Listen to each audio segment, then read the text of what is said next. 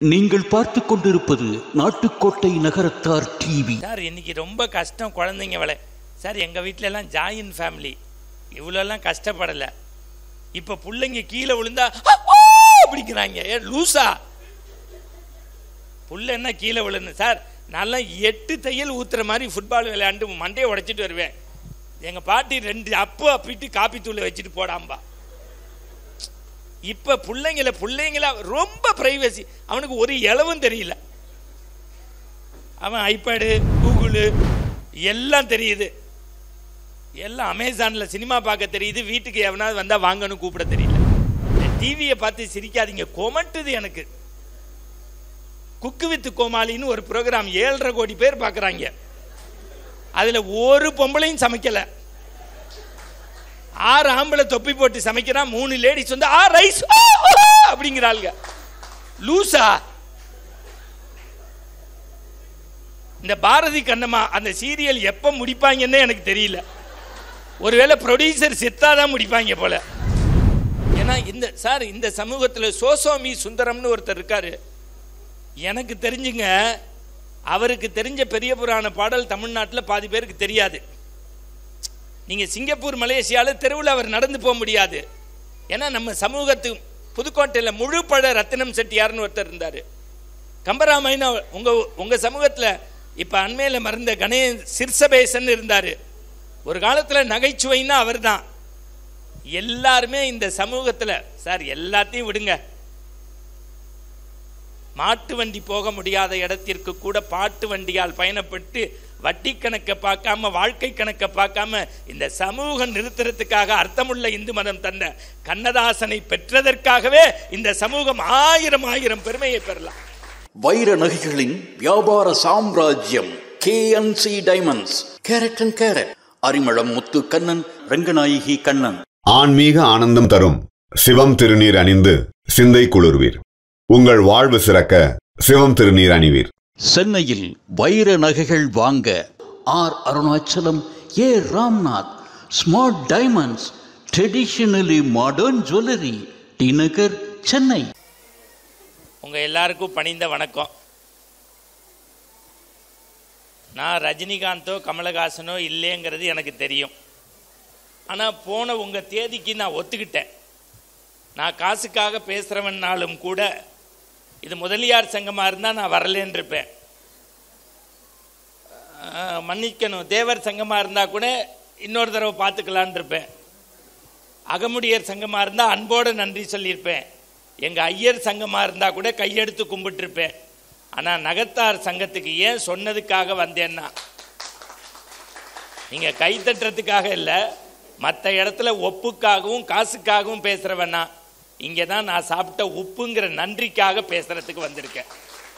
நான் படிக்கிற காலத்தில் வசதி இல்லாத போது எனக்கு உணவு போட்டு சாப்பாடு கொடுத்து துணிமணி வாங்கி கொடுத்து இன்றைக்கி வேலைக்கு நான் 10 பேரை இன்ஜினியரிங் மருத்துவ படிப்பு படிக்கிற அளவுக்கு எனக்கு கடவுள் பிச்சை எல்லாம் கொடுத்துருக்கான்.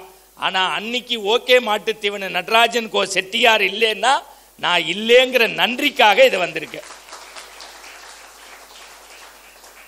இப்போ நான் ஐயாட்ட கேட்டேன் எவ்வளோ நேரம் பேசலான்னு. நீங்கள் எவ்வளோ நேரம் வேணாலும் பேசுங்க, நாங்கள் 1/2 மணி நேரத்தில் காஃபி சாப்பிட்டு வீட்டுக்கு போகிறதா முடிவு பண்ணிட்டோம்னாப்பில்.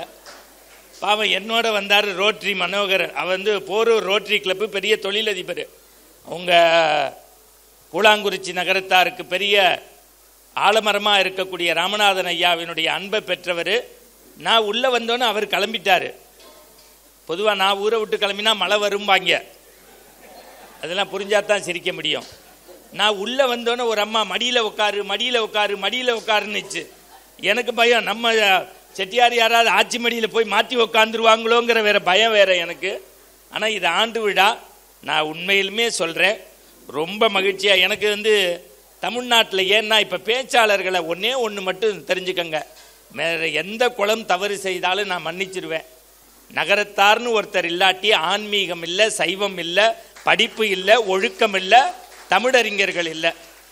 அவர் வந்து வங்கியில் வேலை பார்த்தவர். இங்கே கவிதை படித்தார்ல, அங்கே பாவம் ஒருத்தர் கொட்டாவியே வந்துருச்சு.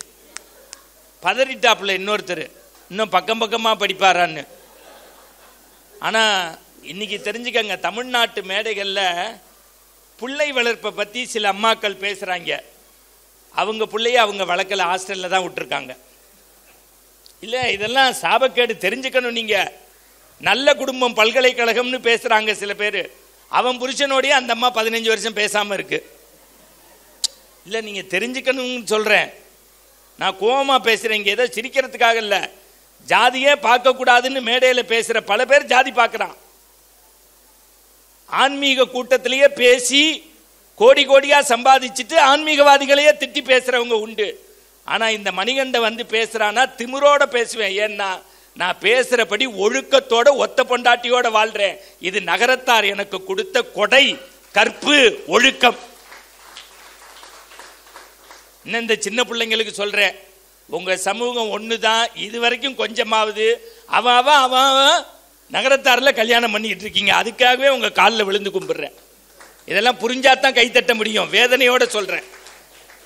நான் ரொம்ப சிரிப்பேன். அந்த தம்பி எங்க மகா கட்டிக்காரன், இவனுக்கு பெரிய இன்னும் கல்யாணம் ஆகலை இல்லை, அதான் நல்லா பேசுகிறேன். வாடி தங்க, எவ்வளவு இன்னும் வாட்ச்மேனுக்கு தான் சால்வை போடல இவங்க எல்லாரும். நானும் வந்ததுலேருந்து கூப்பிடுவாங்கன்னு பார்த்தேன். இங்கே உட்காந்தேன், அங்கே உட்காந்தேன், அங்கே உட்காந்தேன். 5 பேராக கிளம்புறாங்க. எனக்கு ஹார்ட் அட்டாக் ஏறி ஏறி வரங்குது. இதில் எங்கள் ஐயா வேற, கவிதை வேற, அதுக்கப்புறம் இவர் வேற கணக்கு வழக்கு. எவனு சண்டைக்கு வந்துடுவாங்களோன்னு பயம் எனக்கு. 7 லட்சம் ரூபா போய் போய் வருது. நானும் கூட வீட்டில் இருந்துட்டு நெஞ்சு வலின்னு சொல்லி இருந்திருக்கலாம். இப்போ கூட தப்பு இல்லை, 2 பேரா போகணும். 5 பேரா போய் எனக்கு ஹார்ட் அட்டாக் வர்ற மாதிரி பண்ணிடக்கூடாது. ஆனால் பிரமாதமான காம்பேர்ப்பா. இப்படி ஒரு ஆளை நான் பார்த்ததே இல்லை. நீங்கள் இதுவரை ஆவலோடு எதிர்பார்த்திருந்த அத்தனை பேரும் கெட்ட வார்த்தை சொல்லி திட்டுறான்னு எனக்கு தெரியும். பாரு, இதுதான் உண்மையான சிரிப்பு. மற்றதெல்லாம் போலி சிரி. அது எங்க அண்ணன், அடே அப்பா, இவங்க வீட்டம்மா வந்திருக்காங்களா? எங்க அவங்க? உங்களுக்கு கோடி கும்பிடுறேம்மா. இவரை சமாளிக்கிறதுக்கு பெரிய திறன் வேணுமா உங்களுக்கு? எனக்கே அவர் பில்டு. ஐயா உட்காந்தும் பேசுவாரு, நின்னும் பேசுவாரு, நடந்தும் பேசுவாரு, போயும் பேசுவாரு. இங்க மைக்கு வேலை செய்யல, நமக்கு உயிர் போய் போய் வருது. நான் வாயை வாடகைக்கு விட்டு வாழ்ற ஆளு. ஆனா என்ன தெரியுமா, எல்லாத்தையும் தாண்டிங்க இங்க சில பேர் சாப்பாடு எல்லாம் முடிஞ்சு பல்லு குத்துறதுக்கு ஒருத்தர் உட்காந்துருக்காரு எங்க ஆளு. அவர்கிட்ட ஒருத்தர் வந்து எனக்கு குழம்பு இல்லை அப்படிங்கிறாங்க. இந்த பொது காரியம்னாலே கஷ்டம் இருக்கும். நான் இந்த சங்கங்கள் இன்னும் தங்கத்தில் சாதிக்க முடியாதது சங்கம் சாதிக்கும். இத்தனை பேர் ஞாயிற்றுக்கிழமை ஒரு 50 குடும்பம் ஒன்றா உட்காந்து, இன்னும் அடுத்த தலைமுறைக்கு புள்ள தங்கைகளோட உட்காந்து எல்லாரும் இந்த வெள்ளத்துண்டுக்காகவா வரோம்? இல்லைங்க, எல்லாருக்கும் வேலை வெட்டி எல்லாம் இருக்கு. அதை தாண்டி நம்முடைய சமூகம் நல்லா இருக்கணுங்கிறதுக்கு நேரம் செலவுறீங்கல்ல, இவங்க திருவடியை தொடுகிறதுக்கு வளர்ற. முடிஞ்சவங்க சங்கம் நல்லா இருக்கிறதுக்கு பணத்தை அள்ளி கொடுங்க, முடியாதவங்க கிள்ளி கொடுங்க, அதுவும் முடியாதவங்க உடல் உழைப்பு கொடுங்க, அதுவும் முடியாதவங்க நல்லது செய்யறவங்களை தப்பு பேசாம போங்க. என்ன தலைவரை, நீங்க சொன்னதெல்லாம் சொல்லிட்டேனா? அவர் பதறாரு, நம்ம சொந்த செலவிலேயே சூன்யம் வச்சுக்கிட்டோம்டா இன்னைக்கு. ஏன்னா எனக்கு ராசி பலன்ல போட்டிருந்தான் நண்பர்களால் சோதனைன்னு. எனக்கு முதல்ல 2ன்னாங்க, 2 2.25 3 3 4 4 அங்கே குப்பரப்படுத்திட்டாப்புல நம்ம ஃப்ரெண்டு. எனக்கு இந்த விழா தவிர்க்க முடியாது. கடியாப்பட்டியிலேருந்து அவர் வந்திருக்காங்க, மற்ற சங்கத்திலேருந்து வந்திருக்காங்கன்னா, நான் மீண்டும் இதை வந்து சும்மா உங்களுக்கு கைத்தட்டு வாங்குறதுக்கோ இதை யூடியூப்பில் பார்த்து, என் உடம்புல சரிபாதி நான் செட்டியார் வீட்டில் சாப்பிட்டு வளர்ந்தவங்கிறதுனால அந்த நன்றி உணர்வுக்காகத்தான் இன்னமும் நகரத்தார்கள் எங்கே கூப்பிட்டாலும் எந்த வேலை இருந்தாலும், அதே மாதிரி ரோட்டரி லயன்ஸ் ஏன் ஒத்துக்கிறேன்னா, அரசாங்கம் செய்கிற வேலையை இன்னைக்கு ரோட்டரி லயன்ஸ் செய்கிறாங்க. இன்றைக்கு பல சமூகம் செய்ய வேண்டிய வேலையை நகரத்தார்கள் சமயம் வளர்வதற்கும் கல்வி வளர்வதற்கும் பன்னெடும் காலமாக தமிழ்நாட்டில் செய்து கொண்டிருக்கிறார்கள் என்கின்ற நன்றிக்காகத்தான் வந்திருக்கிறேன். இப்போ கூட நீங்கள் பேசிட்டு எனக்கு பணம் தரலாட்டி கவலை இல்லை. ஒருவேளை உங்கள் தலைவர் நல்லா இருந்ததுன்னு 8 பவுன் செயினை கழட்டி போட்டாருன்னா அது அவருடைய பெருந்தன்மை. அவர் உடனே யாரா இவனை கூப்பிட்டது அப்படிங்கிறாரு. ஆமாம், நாங்கள் எத்தனை பேர் எங்களுக்கு கொடுத்துருப்பாங்க ஹார்ட் அட்டாக்கு. நாங்கள் கொஞ்சம் எல்லாருமே மகிழ்ச்சியாக சிரிப்பா அண்ணாச்சி அதுவும் எங்கள் வேலைச்சேரின்ட்டார் வேற. அதனால ஒன்றும் இல்லை, நம்ம அட்ரஸ் வாங்கி நீங்கள் மோதிரம் கழட்டுறீங்களா? வேண்டாம். சரி. அப்புறம் அவங்க கூட சொன்னாங்க, ஐயா உட்காந்து பேசிடுங்க. அப்புறம் இங்கே நின்று ரொம்ப அதிகம் பேச வேண்டாம், கொஞ்சம் நேரம் பேசினா போதும். ஐயா நல்லா சொன்னாங்க தொலைக்காட்சியை பற்றிலாம். பாவம் நிறைய பாதிக்கப்பட்டிருக்காரு. ஆமாம், நீங்கள் உண்மையாக மனசில் கையை வச்சு சொல்லுங்கள். அவர் வங்கியில் தானே நீங்கள் வேலை பார்த்தீங்களா? அவர் கவிதை நல்லா இருக்குன்னு சொன்னால் பேங்க்லி லாக்கர் கீயே கொடுத்துருவார். ஏன்னா இந்த சமூகத்தில் சோசோமி சுந்தரம்னு ஒருத்தர் இருக்காரு. எனக்கு தெரிஞ்சுங்க, அவருக்கு தெரிஞ்ச பெரிய புராண பாடல் தமிழ்நாட்டில் பாதி பேருக்கு தெரியாது. நீங்கள் சிங்கப்பூர் மலேசியாவில் தெருவில் அவர் நடந்து போக முடியாது. ஏன்னா நம்ம சமூகத்து புதுக்கோட்டையில் முழு பட ரத்தினம் செட்டியார்னு ஒருத்தர் இருந்தார். கம்பராமாயணம் உங்கள் சமூகத்தில் இப்போ அண்மையில் மறந்த கணேஷ் சிர்சபேசன் இருந்தார். ஒரு காலத்தில் நகைச்சுவைன்னா அவர் தான். எல்லாருமே இந்த சமூகத்தில் சார் எல்லாத்தையும் விடுங்க, மாட்டு வண்டி போக முடியாத இடத்திற்கு கூட பாட்டு வண்டியால் பயணப்பட்டு வட்டி கணக்கை பார்க்காம வாழ்க்கை கணக்கை பார்க்காம இந்த சமூகம் நிறுத்துறதுக்காக அர்த்தமுள்ள இந்து மதம் தந்த கண்ணதாசனை பெற்றதற்காகவே இந்த சமூகம் ஆயிரம் பெருமையை பெறலாம். அதெல்லாம் கடவுள் தந்த கொடை இல்லையா? இன்னைக்கு தமிழ் இந்த பையன் எப்படி பேசுறாப்புல பாருங்க. ஒண்ணுமே இல்லாம இப்ப நீங்கள் ஆவலுடன் எதிர்பார்த்தனாப்புல பாருங்க. நான் பதறிட்டேன் அந்த பையனை. ஆனா பிடிச்சி வச்சுங்க, இன்னும் கல்யாணம் ஆகலையா பிள்ளைக்கு. இல்ல பெரிய கஷ்டங்க. இப்ப எல்லாரும் இத்தனை பேரை முடிஞ்சோன்னு நல்லா இருக்குன்னு சொல்ற அந்த ஒத்த வரைக்கும் தானே இவ்வளவு கஷ்டப்படுறாங்க. உலகத்துல 83 மறந்துடக்கூடாது, 83 தடவை நான் அயல் நாட்டுக்கு பயணம் போயிட்டு வந்துட்டேன். 29 கண்ட்ரி போயிட்டேன். எந்த நாட்டிலையும் நீங்க 40 நிமிஷத்துக்கு மேல பேச முடியாது, பஸ்ஸர் அமைக்கிடுவான். உலகத்திலேயே தன்னுடைய மொழிக்காக நேரத்தை கடந்து உட்கார்ந்து இருக்கக்கூடிய ஒரே இனம் தமிழினம் மட்டும்தான். 6809 மொழிகள் பேசப்படுது. அதுல 6 தான் பொதுமொழி. அந்த 6ல் 1 நம்ம தமிழ் மொழி. இடமிருந்து வளமாக எழுதுவதில் உலகத்திலே முதன்மைக்குரிய மொழி. கணினியில உலக வரிசை பட்டியலில் 2வது இடம். இதுவரைக்கும் கண்டுபிடிக்கப்பட்டுள்ள கல்வெட்டு செப்பேடு ஓலைச்சுவடியில 82% தமிழ்ல தான் கண்டுபிடிச்சிருக்கான். உலகத்திலேயே அதிகமா மொழிபெயர்க்கப்பட்டது பைபிள். பைபிளுக்கு அடுத்து உங்க தாத்தா என் தாத்தா எழுதின திருக்குறள் மறந்துடக்கூடாது. இந்த பையன் ஏன் நல்லா உச்சரிச்சான்னா நகரத்தாருக்கு தான் தமிழ் நல்லா வரும். இல்லை பெருமைக்கு சொல்லல, சின்ன வயசுல ரேடியோ போட்டால் எங்கள் வீட்டில் கொட்டுவாங்க. ஏன்னா காஸ்ட்லி பொருள் அதான் 300 ரூபா. இப்போ வீட்டில் ஹோம் தியேட்டர் வச்சிருக்கேன், என் பொண்ணு போய் அப்படிங்கிறா. அப்போ எங்கே நான் வாங்கின காரில் தான் நான் கேட்க முடியும். சைக்கிளை தமிழ் ரேடியோ மெரிச்சி சம ஆட்டு மச்சு துப்பி எச்சிங்கிறான். அவன் வாயில தர்பையை போட்டு பொசுக்க. அந்த பையன் நல்லா தமிழ் படித்தான். உண்மையிலுமே தமிழ் லிட்ரேச்சராப்பா நீ படிச்ச? இல்லை, அதனால தான் தமிழ் நல்லா பேசுகிறான். ஏன்னா நிறைய தமிழ்வாதியாருக்கு இம்மு இன்னி இட்டு இப்பு இரு இச்சு வரல. இதை சொன்னா கோச்சுக்கிறேங்கிறாங்க. தேசம் உயர வேண்டுமெனில் தெருவெல்லாம் தமிழ் முழங்க வேண்டும், சொல்லில் உயர்வு தமிழ் சொல்லே, அதை தொழுது படித்துடடி பாப்பான்னா. இப்ப நிறைய பேருக்கு இங்க விளக்கம்ங்கிறான். எலக்ட்ரிசிட்டியே வராது நம்ம ஆளுகளுக்கு தெரியுமா? எலக்ட்ரிக் குட்டிம்மா. அவங்க அப்பனை குட்டி வாடானா அது நீங்க சொல்றதை புரிஞ்சுக்கக்கூடிய கெப்பா குட்டி என் பையனுக்கு இல்லேம்பா. அவன் பரம்பரைக்கே வராதுன்னு அர்த்தம். அதனால தமிழுக்கு சொந்தமானது, சைவத்துக்கு சொந்தமானது, ஆன்மீகத்துக்கு சொந்தமானது இந்த பூலாங்குறிச்சி நகரத்தார்கள். பொதுவாக நகரத்தார்கள்னாலே எல்லாமே சிறப்பு தான். உங்களுக்கு தெரியுமா? எத்தனை பேருக்கு தெரியும்னு தெரியல. அடுத்த தலைமுறைக்கு எங்கள் ஊர்ல எல்லாம் தீபாவளி வந்தால் இந்த தென்னை மரம் படம் போட்ட ஒரு டால்டா டப்பா இருக்கும். சிப்பு சீடையும் மண்டி குழம்பையும் நான் சொல்கிறேன், அகிலத்தில் இன்னும் 500 ஜாதி வந்தாலும் செட்டியார் வீட்டு மண்டி குழம்பையும் சிப்பு சீடையும் பண்ணுறதுக்கு இன்னொருத்தையும் பிறந்து தான் வரணும். இதுக்கே நீங்க கை தட்டலைன்னா எவனுக்கு தட்ட போறீங்க? உங்களை பாராட்டும் போதே அந்த அம்மா யோசிக்குது, தட்டலாமா வேண்டாமா. ஏன்னா உங்களை சொல்லி தப்பு இல்லை, அப்படி டிவி கெடுத்திருக்கான். 83 வயசா இருந்தாலும் ஆட்சி புருஷன் இல்லைன்னாலும் இன்னைக்கும் வீட்டில் தெய்வமா வச்சுக்கிற ஒரே சமூகம் உங்க சமூகம், மறந்துடக்கூடாது. திருநீர் பூசாமல் ஆட்சி மாறல நான் பார்த்ததில்லை.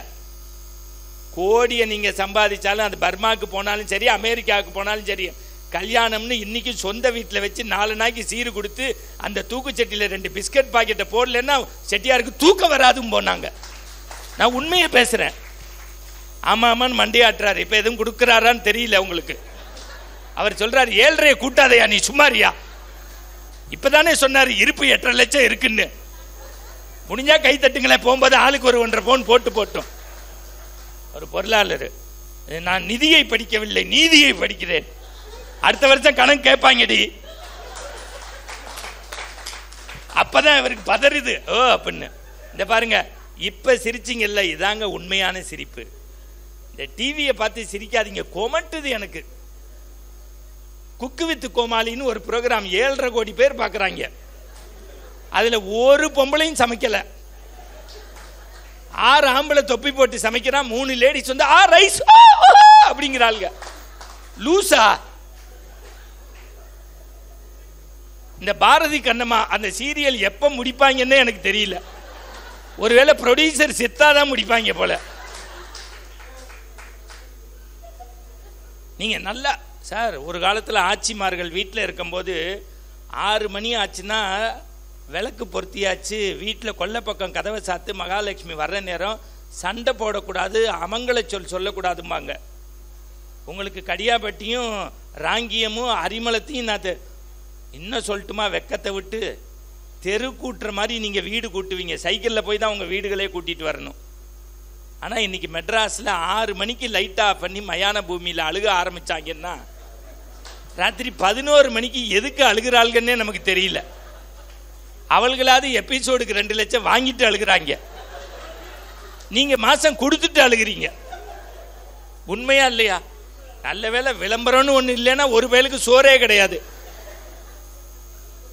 நீங்கள் உண்மையா இந்த ராஜா ராணின்னு ஒன்று போடுறான், அப்போ தான் நான் உள்ளே போவேன். அவன் சிரிச்சே நான் பார்த்ததில்லை. எப்போ என்ன ஏன் என்னதுக்கு? இந்த பாருங்க, இங்கே ஒன்றும் பெரிய நான் கந்த புராணத்தையும் கந்தர் அனுபூதியத்தையும் பெரிய புராணத்தையும் ராமாயணத்தையும் அதெல்லாம் சொன்னால் இப்போ வாரியார் சாமி வந்தாலே கேட்க மாட்டாங்க போல இருக்கு. அடுத்து அண்ணே வேற சொன்னார், காலமாகி விட்டபடியால் முடித்துக் கொள்கிறேன்னு. நான் பதறிட்டேன். என்னைய நேற்றுக்கு சங்கரா டிவியில் ஒருத்தர் அறிமுகப்படுத்துகிறாரு.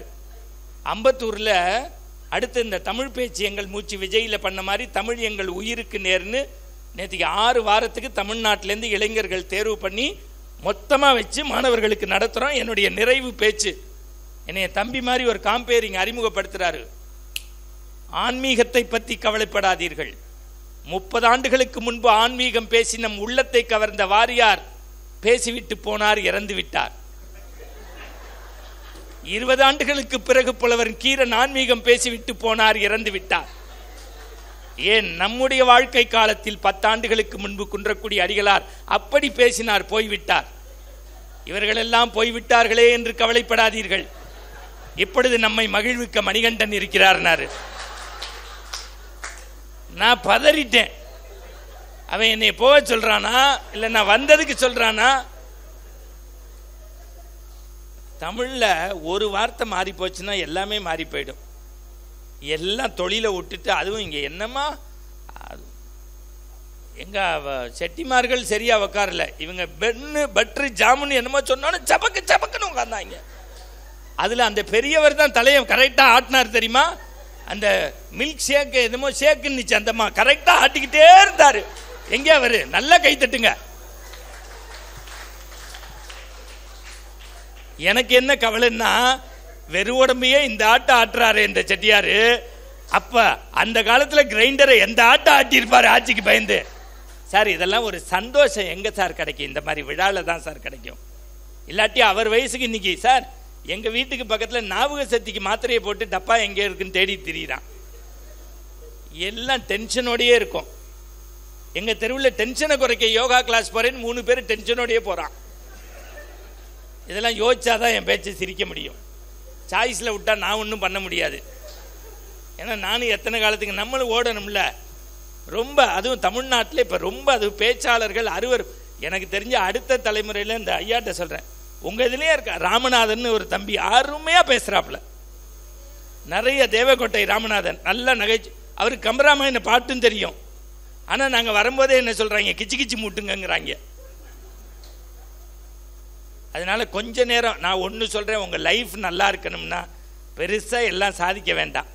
இனிமே ஆடி காரில் போகிறதில்ல லைஃபு, ஆஸ்பத்திரிக்கு போகாமல் இருக்கிறது தான் லைஃபு. இந்த 2 வருஷம் கொரோனான்னு அத்துட்டு விட்டாங்க எல்லாருன்னா கயிற என்ன, நீங்கள் நல்ல சொம்பு நிறைய தங்க காசு இருக்கிறது இல்லை வாழ்க்கை. வீட்டில் அன்பு செலுத்த அம்மானு ஒருத்தி இருக்கணும், அதுதான் லைஃபு. அதிகாரமான நாற்காலியில் உட்கார்றதா லைஃபு. நமக்கு அறிவுரை சொல்கிறதுக்கு ஒரு அப்பம் இருக்கணும், அதுதான் லைஃபு. மணிப்பரிசு நிறைய மணி வச்சுக்கிறது இல்லை லைஃபு. நம்ம சொல்கிறத கேட்கக்கூடிய ஒரு மனைவி இருக்கணும், அதுதான் லைஃபு. சீன பெருஞ்சுவர் மாதிரி வீடு கட்டுறது இல்லை லைஃபு. அதில் கிறுக்கிறதுக்கு ஒத்த புள்ள வேணும், அதுதான் லைஃபு. இன்னும் சொல்லட்டுமா, விரல் விட்டு எண்ணக்கூடிய பிரச்சனை வந்தால் விரல் பிடிச்சி அழைச்சிட்டு போகிற 4 நட்பு வேணும். அதை தான் இந்த சங்கம் உங்களுக்கு சம்பாதிச்சு கொடுத்துருக்கு. அதனால தானே உறவு நட்புமா வந்து, இல்லாட்டி எந்த கல்யாண வீட்லையாவது அண்ணன் தம்பி மாமா மச்சினே ஒரே கலரில் சட்டை போட்டு நிற்பாங்களா? கொன்றுவாங்க. அப்படியே இருந்தாலும் நம்ம வீட்டம்மா விடுமா? வாங்கி கொடுத்தது நம்ம, உங்கள் அண்ணன் எப்படி போட்டு நிற்கிறார் பாருங்க. ஏன் உங்கள் ஒக்காக்கு வாங்கி கொடுக்கும்போது? ஆனால் இங்கே இத்தனை பேரும் ஒரே மாதிரி சட்டை போட்டு நிற்கிறீங்கல்ல, அதுதான் சார் தங்கத்தால் முடியாததை சங்கம் சாதிச்சு காட்டும். தான் ஆடாவிட்டாலும் அந்த ரத்தம் இருக்கு பாரு, எல்லாம் நம்மெல்லாம் ஒரே இனமியா, நல்ல இது. இங்கே வாளி எடுத்து உங்களுக்கு மத்தியானம் பரிமாறினவருக்கு வீட்டில் 10 பேர் வேலைக்கு வச்சுருப்பாங்க. ஆனால் சங்கம்னு வரும்போது ப்ரெஸ்டீஜ் பார்க்க மாட்டாங்க, நல்லா தெரிஞ்சுக்கங்க. நல்லா கை தட்டலாம், அவங்களுக்கு தான் நீங்கள் தட்டணும். ஆனாலும் அடுத்த வருஷம் கணக்கு கேட்பாங்க புது கமிட்டி. அவ்வளோதான். போகும்போது அதான் நான் கேட்டேன், என்னையா கடைசியில் மைக்கை கொடுத்து நன்றி உரை சொல்ல சொல்கிறீங்களே என்ன? இல்லை நீங்கள் பேசிட்டு சிரிப்பாக போயிடுவோம் சார் அப்படின்னாரு. நான் இன்னைக்கு கூட சொல்கிறேன், நல்ல அந்த பாருங்க, அவரெல்லாம் என்னைக்கு சிரிச்சிருப்பார்? நடராஜன் சார் என்னைக்கு சிரிச்சிருப்பார் நீங்கள் சொல்லுங்கள். இல்லை சிரிக்க தான் சொசைட்டி விட்டுருமா அவரை? சார் நான் உண்மையை சொல்கிறேன் சார். முந்தா நேற்று வேலூர் கூட்டம் முடிச்சு 1:30 மணிக்கு வீட்டுக்கு வரேன். நான் பி பிளாக்கு, 300 குடும்பம் இருக்கும், பெரிய 3 ஃப்ளோரு. சி பிளாக்லேருந்து ஒருத்தன் இருமிக்கிட்டே வரான் என்கிட்ட, சார் நேற்றுக்கு சங்கரால ஏற்றி விடப்பா ஐயப்பா பார்த்தேன், பிரமாதமாக இருந்தது. காலைல ஜெயா டிவியில் ஆனந்த ஆரம்பம் கேட்டேன், யூடியூப்பில் ஃபுல்லாக இப்போ இந்த நீங்கள் நியூஸ் 18ல் ஆன்மீக பூமியா பெரியார் பூமியா கிழிச்சிட்டிங்க, பிரமாதமாக இருந்தது. ஒன்று சொல்ல மறந்துட்டேன் சார், உடம்பு பார்த்துங்க. நம்ம கிருஷ்ணமூர்த்தி நேற்றுக்கு இப்படி தான் சார் 1:30 மணிக்கு இருமிக்கிட்டே இருந்தாராம். பால் கேட்டிருக்காரு, அவங்க ஒய்ஃபை அடுப்பில் வச்சு கொடுக்கறதுக்குள்ளே போயிட்டான் சார். இதை எவனாவது 1:30 மணிக்கு வந்து சொல்வானா சார்? அப்போ நான் கடுப்பாயிட்டேன். நான் வெள்ளை சட்டை போட்டு வெளியூர் போகிறது அவனுக்கு பிடிக்கல. நான் சொன்னேன், எனக்கு ஏதாவது ஆயிட்டா கூட என் ஒய்ஃப் பேரில் இன்சூரன்ஸில் வச்சுருக்கேன் போயான்னு. அதுக்கும் அவன் 1:45 கையை பிடிச்சி சொல்லிட்டு போகிறான், இன்சூரன்ஸ்லாம் முன்னாடி மாதிரி இல்லை, இப்போ நாமினியே வாங்க முடியலையா சாருங்கிறான். அவனுடைய ஒரே நோக்கம் நம்மளை க்ளோஸ் பண்ணிட்டு போகணுன்னு நினைக்கிறான். வாழ்க்கைன்னா எல்லாருக்கும் பிரச்சனை இருக்கும். நீங்கள் முதல்ல டாக்டர் வீட்டுக்கு போகாமல் இருக்கணும்னா முதல்ல சிரிக்க கற்றுக்கங்க. வெளியில் கிளம்பும்போது செருப்பை காலில் போடுங்க, சிரிப்பை வாயில் போடுங்க, நல்லா இருப்பீங்க.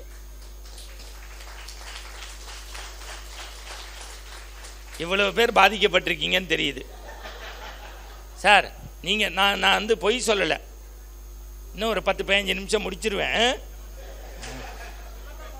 உடனே இவர் நல்லா பேசுங்க, நான் இவ்வளோ பேசுகிறதா தான் பேசியிருந்தேன். இந்த தலைவருக்காக எவ்வளோ வேணாலும் பேசலாம்யா. இல்லை சார், உலகத்தில் சிரித்த முகத்தை பார்க்குறதே கஷ்டம் சார். சில பேர் நம்மள்கிட்ட கடன் கொடுத்த மாதிரியே முறைச்சே உட்காந்துருப்பாங்க, நமக்கு பதறு, நம்ம அந்த ஆளை பார்த்துருக்க கூட மாட்டோம் சார். இதுக்கே இன்னொரு கைத்தட்டு கொடுங்க சார் அந்த மனுஷனுக்கு. ஆனால் கணக்கு கேட்பாங்க அடுத்த வருஷம், அது முக்கியம். நான் நீதியை படிக்கிறேன். நோயின்னு டாக்டர்கிட்ட மட்டும் போயிடாதீங்க. போனோன்னு முதல்ல கேட்பான் அந்த ஆள், மூச்சை இழுத்து விடுங்கம்மா. நம்ம சொல்லணும், நான் அதை விட்டுறக்கூடாதுன்னு தான் சார் இங்கே வந்திருக்கேன்னு. நீங்கள் வேணா நீங்கள் நான் சொல்கிறது, இப்போ என் வீட்லேயும் 2 பேர் டாக்டருக்கு படிக்கிறாங்க, வேறு விஷயம். நீங்கள் போய் பாருங்கள், மூச்சை இழுத்து விடுங்க, இன்னும் பின்னாடி திரும்புங்க, நாக்க நீட்டுங்க, கண்ணா என்ன பண்ணுதும்பா. ஏண்டா இவ்வளோ நேரம் நீ என்னடா பண்ண? 3 நாளைக்கு முன்னாடி எங்கள் பெரியப்பாவோட போயிருக்கேன். 23 வயசு பையன், டாக்டர். நான் அவனை பேச விட மாட்டேங்கிறான். இந்த ஆள் வாயில் தெர்மாமீட்டர் வச்சு எக்ஸ்ரே எடுத்து இசிஜி எடுத்து 8000 ரூபா பில்லு. அவன் கடுப்பாயிட்டான். டாக்டர், நான் பைப்பு ரிப்பேர் பார்க்க வந்த பிளம்பர். அவன் சொன்னா 3 ஃப்ளோர் மொத்தமாக கட்டிட்டேன், நீ ஃபீஸை கட்டிட்டு போடா. நான் இன்னைக்கு சொல்கிறேன், புருஷன் பொண்டாட்டி ஒரு நாளைக்கு அரை மணி நேரமாவது உட்காந்து பேசுங்க. இந்த 4 விஷயத்தை நீங்கள் விடுங்க. என்னம்மா சாப்பிட்டியா? செலவு காசு வேணுமா? பசங்கள்லாம் படிச்சிச்சா? படுத்து தூங்குங்க. அதுக்கு லாட்ஜ் எடுத்து தங்கிட்டு போங்க. எல்லாருக்கும் ஆசாபாசம் இருக்கும். ஏன் இந்த சமூகம் நல்லா இருக்குன்னா, உங்கள் அப்பத்தாவும் உங்கள் ஆட்சிமார்களும் உங்கள் செட்டியாரும் 1000 கோபம் இருந்தாலும் என்ன செய்யணும்னாலும் 2 பேர் MBA படித்த மாதிரி பேசிப்பாங்க ராத்திரி. உண்மை. ராத்திரின்னு ஒன்று சிரிச்சா அதுக்கு நான் பொறுப்பு இல்லை. அங்கே யார் சவுண்டு? இது சார், இது கை தட்டுங்க சார், அதான் சார் ரசிப்பு. உடனே அவர் ஃப்ளாஷ்பேக்காக ஓட்டி பார்க்குறாரு. நம்ம அப்பா எப்படியெல்லாம் MBA சிரிச்சிருப்பாரு. அது அவங்க அப்பாவை பொறுத்து. சந்தோஷமாக இருக்கணும் சார். லைஃப்பில் ஒன்றும் கிடையாது. நல்லா அந்த கோவிட்னு அட்லாண்டா போயிட்டு இந்தியா வருவோமான்னு நான்லாம் நினச்சிட்டேன். சத்தியம். அப்போ உங்களுக்கு ஒன்றுமே தோணாது. பழைய சோறாக இருந்தேன் சார். இப்போ நீங்கள் கோச்சுக்காதீங்க, நான் தான் வெக்கத்தை விட்டு சொல்கிறேனே. இப்போ எனக்கு வீட்டில் எல்லாம் மண்ணாந்தையும் கிடக்கு.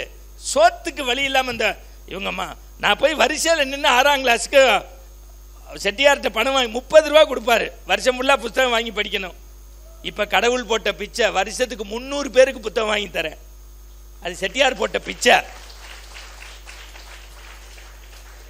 வறுமையோடு படித்தா வாழ்க்கையில் ஒழுக்கம் வந்துடும். இன்னைக்கு நம்ம லேட்டாக போனாலே நம்ம வீட்டில் எவனோ ஒருத்தன் ஊட்டுறான். என்னடான்னு கேட்டால் ஸ்விக்கி பாய்ஸுங்கிறாங்க. எல்லா வேலையும் நம்ம அவங்களே பார்த்துட்டு போயிடுவாங்க போல. நீங்கள் சார், நம்ம 30 வருஷத்துக்கு முன்னாடி வாட்டர் பாட்டில் வாங்குவோமான்னு நினச்சோமா? வேக்கம் கிளீனர் நினச்சோமா? இப்படி ஆர்டர் பண்ணால் ஃபோனில் சாப்பாடு வரும்னு சத்தியமாக நல்லா கனவு கண்டதில்லை. எங்கள் பாட்டியெல்லாம் நான்லாம் அப்படியே வெக்கத்தை விட்டு கேவலமாக எப்படா ஆச்சு அந்த இதில் கொண்டு வந்து கொடுங்க. இந்த கையில் அந்த சீடை அப்படி போட்டுப்போம், இந்த மேலக்கார மாதிரி. நான் சொல்கிறது 5ஆம் கிளாஸ் படிக்கும்போது. அப்படியெல்லாம் செய்யலை. நான் பிறக்கும் போதே ஆபிரகாம் லிங்கனா பிறந்தேன்னா பொய் சொல்கிறான்னு அர்த்தம். அதானே உண்மை. நான்லாம் ஒரு பம்பரத்தை காணுன்னு 8 நாள் எங்கள் அம்மாவோட சண்டை போட்டிருக்கேன். எவன் எடுத்தான் பம்பரத்தை? இன்னமும் வாழ முடியாதுன்னா அழுதுருக்கேன். வைகோ கூட கவலைப்படல, நான் அப்படி கவலைப்பட்டேன். இது புரிஞ்சாதான் சிரிக்க முடியும். அவர் சொல்றாரு, வைகோவே கவலைப்படல, நீ ஏயா கவலைப்படுற? இந்த புஸ்தகத்துக்கு நடுவில் மயில் வச்சு அரிசி போடுவோம், குட்டி போடும், செனையா இருக்கும்பாங்க. ஒரு நாள் அது கொட்டி போட்டதில்லை. இந்த பொன்வண்டை பிடிச்சி தீப்பெட்டிக்குள்ளே வச்சு திறந்து பார்ப்போம். 2 ஃபோன் கட்டி ஃபோனில் பேசுவோம். தீப்பெட்டி ஹலோ கேட்குதான்னு. இப்போ என் ஒய்ஃப் 2 ஃபோன் வச்சிருக்கா, ஹஸ்பண்ட் 1 ஹஸ்பண்ட் 2ன்னு. இல்லை, நான் வச்சிருக்க 2 ஃபோனுக்கு. லூஸாக இருக்கமா இல்லையா? நான் ஒரு 3 மாதம் சான் பிரான்சிஸ்கோலேருந்து நியூயார்க் வரைக்கும் பேச போயிருந்தேன்.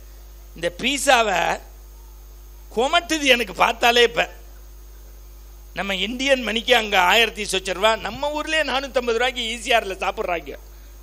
கோச்சுக்காதீங்க, அது 35 பேர் மூக்குச்சலி சிந்தின மாதிரி இருக்கு. இனிமே ஒரு பயம் நகராத்தார் பூலாங்குறிச்சியில் எவனும் சாப்பிடக்கூடாது போ. அப்படியே பீஸாக்காரன் கேஸ் போட்டாலும் என்னை பெயில் எடுக்கிற மொத்த செலவும் தலைவரோடது. அவர் தான் நிதிநிலை அறிவிச்சார்ல 8 லட்சம் இருக்குல்ல சார். 450 ரூபா இருந்தா எங்க பாட்டி 1 மாசத்துக்கு காய்கறி வாங்கியிருப்பா. அப்ப நமக்கு பணம் வர வர நம்மள்கிட்ட ஒழுக்கம், கொஞ்சம் பிரைவசிலாம் வெளியில போயிடுது. இந்த பர்கர்னு ஒன்று சார், 650 ரூபா சார்.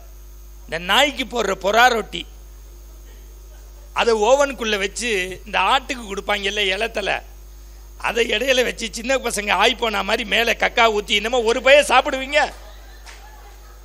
சாவு சார்.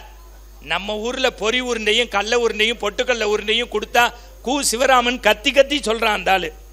யாராவது அதை சத்துன்னு சாப்பிட்றோமா? ஒரு கடல உருண்டை எஃபெக்ட் உங்களுடைய பர்கரில் கிடையாது. 650 ரூபா சார். இன்னைக்கு கோவில்பட்டி கடலை உருண்டைக்கு ISI முத்திரை தரம் கொடுத்துட்டான். அந்த மிளகு காராச்சியை சாப்பிட்டா உடம்புல வாய்வே இல்லைங்கிறான். நம்ம அந்த 3 புரோட்டாவை பிச்சு போட்டு அடிக்கிறாங்க பாரு. சில பேர்லாம் அந்த WW மாதிரி உணவுல நிறைய மாற்றம் வரணும், உணர்வுகளில் நிறைய மாற்றம் வரணும். நான் 2 செய்தியை சொல்கிறேன். நான் எல்லா சாமியும் கும்பிட்டாச்சு, எல்லாரும் ஊரே போய் நம்ம கமலஹாசன் ட்ரௌசர் போட்ட மாதிரி சின்ன வயசுலேருந்து பேச ஆரம்பித்தாச்சு. எனக்கு 50 தான். 32 வருஷம் மேடையிலேயே பிறந்து பேசி இன்றைக்கே நான் மேடையிலேருந்து போகும்போதே போயிட்டா கூட எனக்கு சந்தோஷம்தான். வாழ்க்கையில் எல்லாம் பார்த்தாச்சு. ஆனால் ஒன்று அடுத்த தலைமுறைக்கு நான் சொல்கிறேன், நகரத்தார்கள் ஒரு செய்தியை நீங்கள் விட்டுறாதீங்க. நீங்கள் காசிக்கு போய் உங்கள் பாவத்தை கழிக்கிறத விட, கோவில் கட்டி கும்பாபிஷேகம் பண்ணுறதை விட, அடுத்த தலைமுறைக்கு சொல்கிறேன், பெத்த தாயை கடைசி வரைக்கும் கண்கலங்காமல் வச்சுக்கங்க. அதுதான் பெரிய சொத்து. அண்மையில் எங்கள் சென்னையில் குருநானக் கல்லூரி உங்களுக்கு தெரியும்.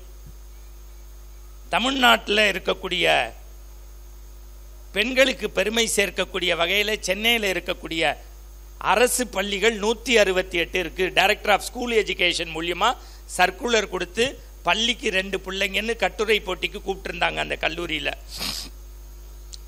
வந்தது 32 பேர். 32 பேரும் பெண் பிள்ளைங்க. அதில் 6 குழந்தைங்களுக்கு ஸ்கர்ட்டில் கிழிசல், 2 பிள்ளைங்க செருப்பு போட்டுக்கலை.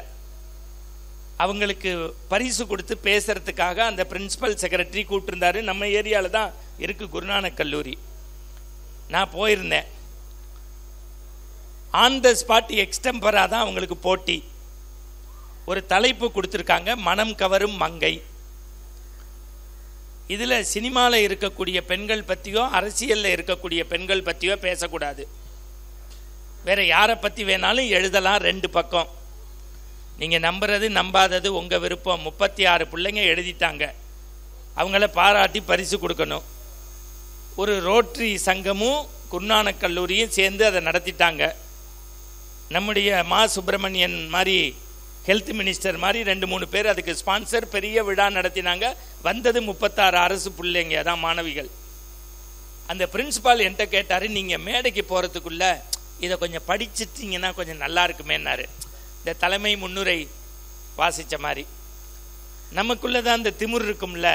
நம்ம தான் டெய்லி திருக்குறள் படிக்கிறோம், கம்பராமாயணம் படிக்கிறோம், சிலப்பதிகாரம் படிக்கிறோம், புதுமை பித்தன் படிக்கிறோம், கி ராஜநாராயணன் படிக்கிறோம், ஜெயகாந்தன் படிக்கிறோம், எஸ் ராமகிருஷ்ணன் படிக்கிறோம், இறையன்பு எழுதின 121 புஸ்தகம், அண்மையில் எழுதின மூளைக்குள் சுற்றுலா வரைக்கும் படிச்சிருக்கோம். இந்த பிள்ளைங்க என்ன எழுத போகுதுன்னு ஒரு திமிரு நம்ம மனசுக்குள்ளே ஓடும்ல. ஓடலேன்னு சொன்னால் அவன் பொய் சொல்கிறான்னு அர்த்தம். இருக்கட்டும் சார் வைங்க என்ன. அப்புறம் டீ கொடுத்தாங்க, முந்திரி பருப்பு கொடுத்தாங்க, இதெல்லாம் கொடுப்பாங்க. அப்படியே பரட்டிக்கிட்டே படிச்சுக்கிட்டே இருந்தேன்.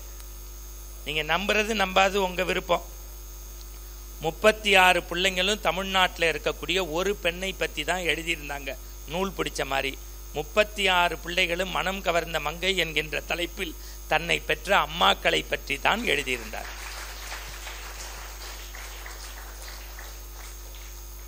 நான் இப்போ ஆதிசங்கரர் எழுதின மாத்துருகா பஞ்சகம் சொன்னேன்னா உங்கள் கண்ணில் தண்ணி வந்துடும்.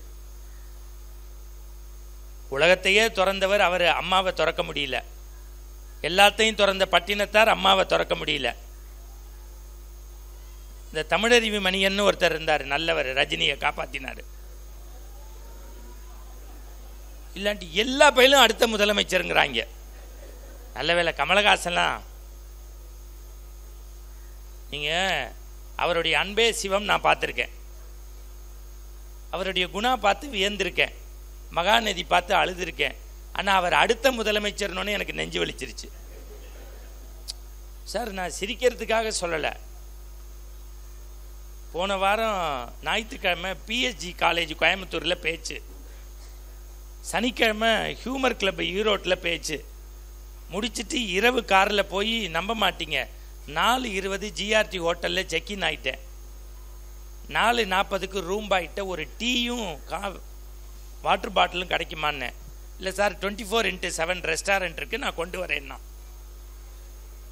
வந்தோடனே ஏன் சார் இப்போல்லாம் நீங்கள் விஜய் டிவியில் வர்றதில்லைன்னா, அவன் விஜய் டிவியில் நான் தொடர்ந்து வந்தோடனே நான் தான் ஓனர்னே நினச்சிட்டான்.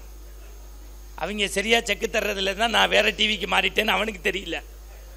சார் இந்த கமல் பண்ணுறது சரியில்லைன்னா, எப்போ காலைல 4:45 இவன் என்னடா டீ கேட்டதுக்கு இப்படி சொல்கிறானே ஏன் பான்னேன். இல்லை சார் நான் விடாமல் பிக் பாஸ் பார்க்குறேன், 4 சீசனாக பார்க்குறேன் சார். ஓவியாவை அவுட் பண்ணார், அடுத்து நமிதாவை அவுட் பண்ணார், அடுத்து வனிதா விஜயகுமார் அவுட் பண்ணார். போன தடவையும் அந்த பொண்ணுக்கு தான் கிடைக்கும்னு நினச்சா ஆம்பளை கொடுத்துட்டார் சார். இந்த தடவையாவது சொல்லுங்கள் சார் ஏன் இப்படி பண்ணுறாருன்னு. நான் சொன்னேன், சங்க இலக்கியத்துலேருந்து இக்கால இலக்கியம் வரைக்கும் கேளு, நான் சொல்கிறேன். கமலஹாசன் மட்டும் எந்த பொண்ணை எப்போ வச்சிருப்பாரு எப்போ அவுட் பண்ணுவார்னு எனக்கு தெரியாதுப்பான்னு. இது புரிஞ்சவங்க சரிங்க, புரியாதவங்க விட்டு போங்க. பின்னாடி ஒரு சகோதரி ரசித்து சிரிக்கிறாங்க.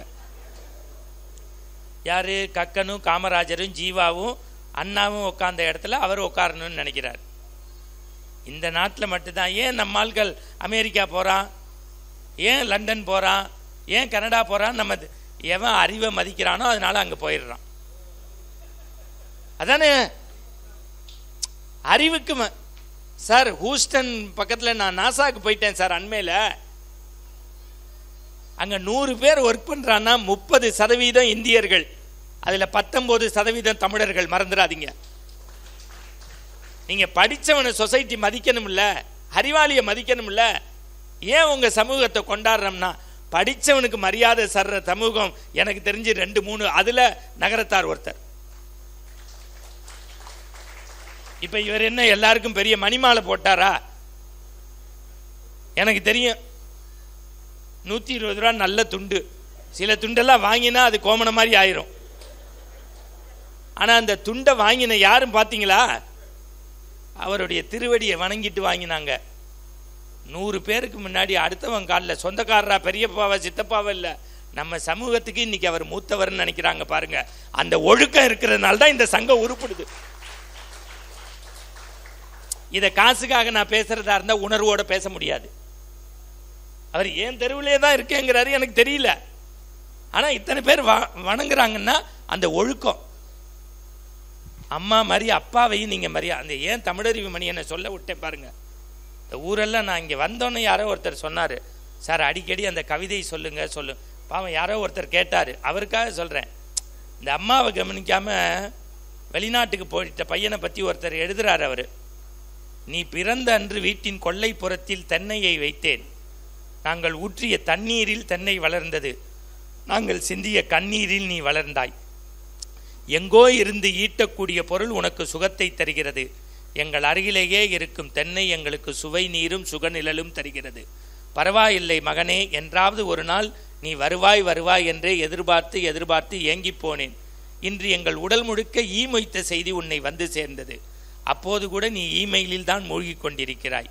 எங்களுடைய இறுதி கூட்டத்தில் நீ கலந்து கொள்ளாமல் போனாலும் நீ என்று நினைத்து நாங்கள் வளர்த்த தென்னை எங்களை ஓலையாக மாறி பத்திரமாக ஊர் எல்லை வரை சேர்க்கும். அழாதே, இப்படிக்கு உன் அன்புள்ள அம்மா. கல்லில் செதுக்கி உருவாக்குற சாமி ரொம்ப முக்கியம், அதை விட கருவுல சுமக்கிற அம்மா ரொம்ப முக்கியம்.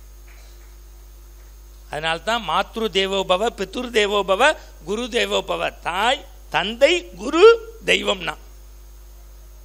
எங்க தெருவில் வந்து ஒரு வீட்டில் போய் அப்பா அது டம்மி பீஸு சாருங்கிறான். உண்மையா சார், என் பொண்ணு கேட்டிருக்கா, அவள் +1 தான் படிக்கிறா. போன வாரம் அவசரமாக கிளம்பிட்டு இருக்கேன், ஏன்பா என்னை பெத்தன்ட்டா. அவசரத்தில் நடந்துருச்சுமா போமான்ட்டேன். இங்கே பின்னாடி பாதிக்கப்பட்ட ஒருத்தர் எதிரொலி கொடுக்குறாரு, மாப்பிள்ளையும் வீட்டில் குத்து வாங்குறாருன்னு அர்த்தம்.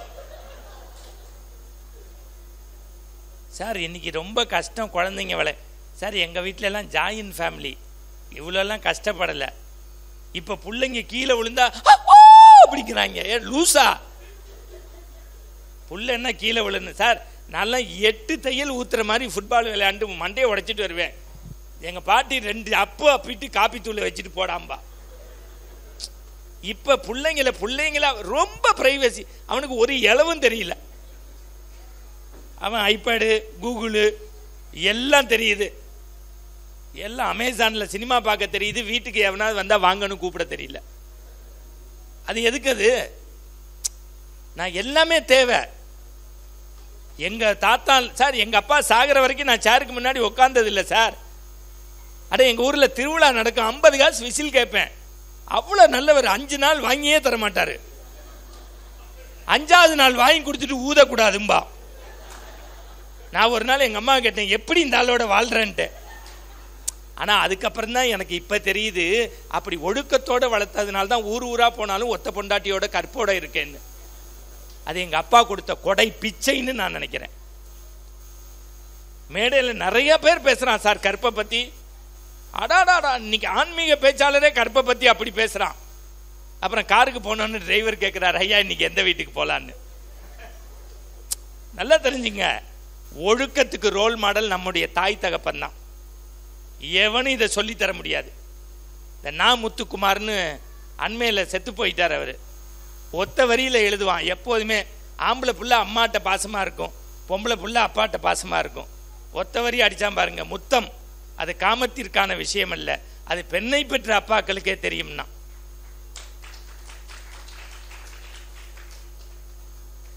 எழுதுறான், நல்ல வேளை நீ தமிழ்வாதியாருக்கு பிள்ளையா பிறந்துட்ட. உனக்கு ரொம்ப சமஸ்கிருதமோ இந்திய இங்கிலீஷோ தெரிஞ்சிருந்தா நம்ம குடும்பம் கடன் வாங்கியிருக்கும். ஏன் தெரியுமா? நீ வாதியார் வேலை பார்த்து சம்பளம் வாங்கினாலும் வட்டிக்கும் சேர்த்து எனக்கு புஸ்தகமாக வாங்கி குமிச்சிருக்க.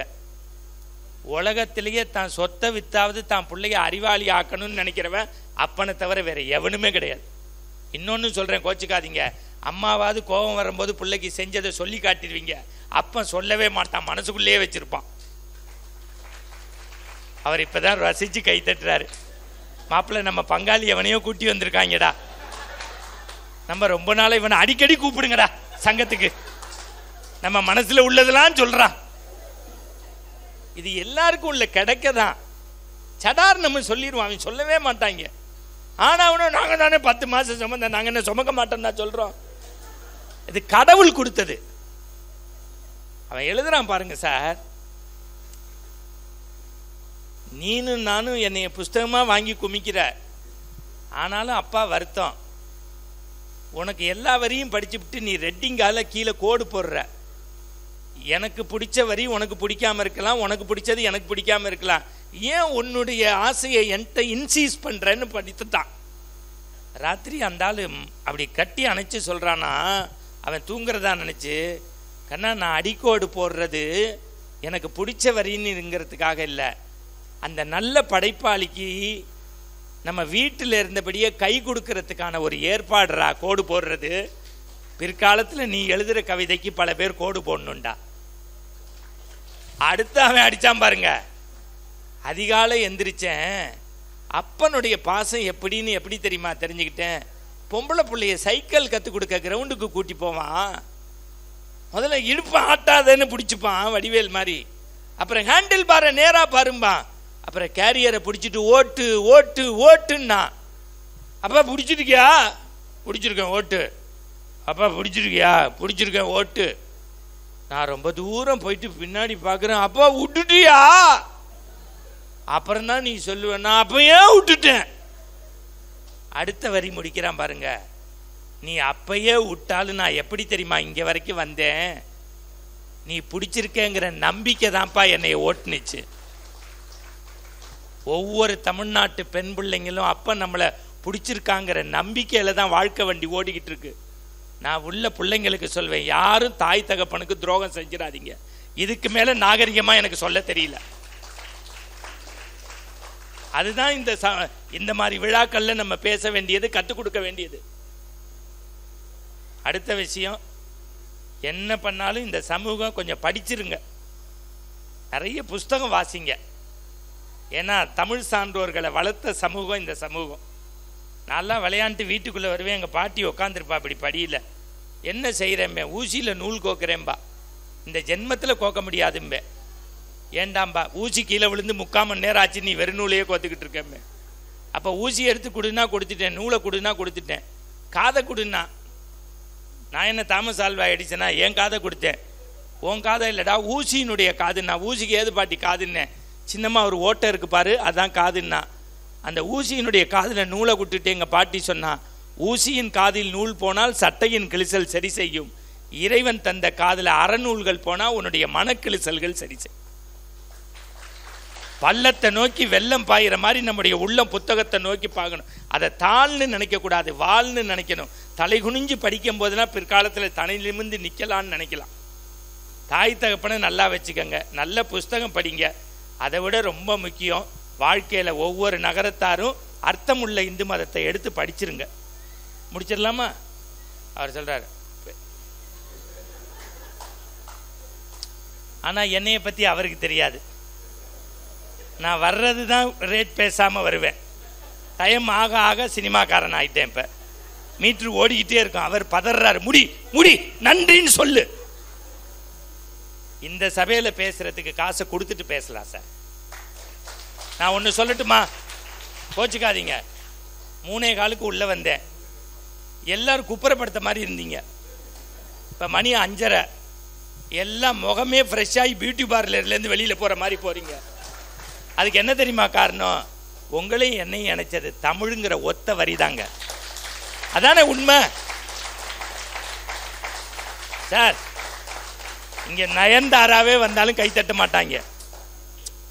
5:30 மணிக்கு எந்திரிச்சு இப்படி ஃப்ரெஷ்ஷாக உட்காந்துருக்கீங்கன்னா ஏதோ உங்கள் மனசில் இன்னைக்கு 2 விஷயம் வருடி இருக்குன்னு தானே அர்த்தம். ஏன் கண்ணதாசனை படிங்கன்னா கொட்டி இருக்கான் சார். இந்த சமூகத்துக்கு கிடைச்ச கொடை சார். பொட்டு எப்படி வைக்கணும்னு எழுதுறான் சார். திருமணத்துக்கு முன்னாடி பெண்கள் சாந்து பொட்டு தான் வைக்கணுமா, குங்குமம் வைக்கக்கூடாதான். ஏண்டான்னா 23 வயசு பொண்ணு கோவிலுக்கு வரா பிள்ளையார்பட்டிக்கு. பிள்ளையார்பட்டி அவர் எழுதின பாட்டு, அற்புத கீர்த்தி வேண்டின் ஆனந்த வாழ்க்கை வேண்டின் நற்பொருள் குவிதல் வேண்டி நலமெல்லாம் பெருக வேண்டின் கற்பகமூர்த்தி தெய்வ. பாருங்க கண்ணதாசன், நிறைய பேருக்கு தெரியாது. அது பிள்ளையார்பட்டி போறவங்க தெரிஞ்சுக்கங்க. எல்லாரும் பாக்கெட்டில் வைக்கிறது முக்கியம் இல்லை, கொன்றுக்கான் சார் எழுதி. என்றால் உண்மையான கவி சக்கரவர்த்தி பிறவி அறிவாளி. அது பேனால மெய் போட்டு எழுதல, மெய் போட்டு எழுதியிருக்காரு. படிங்க படிங்க படிங்க. ஏண்டா சாந்து போட்டு வைக்கணும்னா, இப்போ 23 வயசு பொண்ணை பார்த்துட்டா எதிர்த்துல இருக்க சகோதரி அவங்க வீட்டுக்காரும் பேசிப்பாங்களாம், பார்க்க மகாலட்சுமி மாதிரி இருக்கா, நம்ம ராமசாமிக்கு கேட்கலாமே, நம்ம சுப்புக்கு கேட்கலாமே, நம்ம நடராஜனுக்கு கேட்கலாமே. எப்படி சொல்ற? இந்த ஸ்டிக்கர் போட்டு வைக்கல, சாந்து போட்டு. அப்போ நீங்கள் ஒன்று கேள்வி கேட்கலாம், அப்போ கோவிலுக்குள்ள குருக்கள் போய் குங்குமம் கொடுத்துட்டா என்னன்னு எழுதுறாரு. இந்த 2 விரலால் இப்படி வைக்கணுமா, விரைவில் எனக்கு திருமங்கல்யம் ஏறணும்னு. அப்புறம் எதுக்கு சார் இங்கன்னா, திருமணத்துக்கு பின்னாடி பெண்கள் குங்குமம் இங்கே வைக்கணுமா, தாயும் தகப்பனும் என்னை கற்போடு வளர்த்துருக்காங்கன்னு அடையாளம். அப்புறம் எதுக்கு சார் இங்கே, யாரோ ஒருத்தன் அக்னி சாட்சியாக பிடிச்சி தாலி கட்டினார்ல, அந்த திருமங்கல்யம் என் உடலோடு இருக்கணும்னு இங்கே. அது சரி சார், அப்புறம் எதுக்கு சார் இங்கே இந்த 2 பொட்டு என்னைக்கு என்னோட நிலைச்சு நிற்கணும்னா, இறைவா உன்னுடைய பாதமே கதின்னு சொல்லி இங்கே. இப்போ 3 பொட்டும் இல்லை. பச்சை படவை பச்சை சட்டை பச்சை ஒட்டு, சேப்பு படவை சேப்பு சட்டை சேப்பு ஒட்டு, கருப்பு படவை கருப்பு, அதில் பாம்பு மாதிரி பள்ளி மாதிரி. இந்த டிவி மேலே, ஃப்ரிட்ஜு மேலே, வாஷிங் மிஷின் மேலே. அன்றைக்கி என் ஒய்ஃபு குலதெய்வம் கோயிலுக்கு பேரே மாட்டு வாலில் வச்சுட்டு குளிக்க போயிட்டா. மாமா பொட்டு எடுங்கங்கிற, நான் எடுக்க போகிறேன், எங்கள் அக்கா பையன் மாட்டை ஊத்துட்டான். இங்கே வாழ்க்கையில் ஜெயிச்சவங்களுடைய பட்டியல் யார்? அபிராமி ராமநாதனாக இருக்கட்டும், இந்த மேடையில் டயஸில் இருக்க யாரும் அனில் அம்பானி சொந்தக்காரங்க இல்லை. ஏன் இங்கே உட்காந்துருக்காங்கன்னா, உண்மையாக வேர்வை சிந்தி ஒவ்வொரு வேர்வையும் இந்த மண்ணில் வேர்வைக்குங்கிற நம்பிக்கையில் ஜெயிச்சு வந்திருக்காங்க. உங்கள் சமூகத்தினுடைய முன்னோடிகளை சொல்லித்தாட்டுங்க, தாய் தகப்பனுடைய பெருமையை சொல்லி கொடுங்க, நல்ல அறச்சிந்தனைகளை கூட்டுங்க. கோவில்களுக்கு பிள்ளைகளை தயவு செய்து கூட்டி போங்க. உலகத்திலேயே பாரம்பரியமும் பண்பாடும் மிக்கது நம்முடைய இந்து சமூகம். அதை விட ரொம்ப சிறப்பு என்னன்னா, நிறைய புத்தகங்களை வாசிக்க சொல்லுங்க, மனிதர்களை நேசிக்க சொல்லுங்க. நான் மீண்டும் காலமும் நேரமும் கைகூடினா அடுத்த ஆண்டு பொதுக்குழு கணக்கோடு சந்திப்போம். நன்றி, வணக்கம்.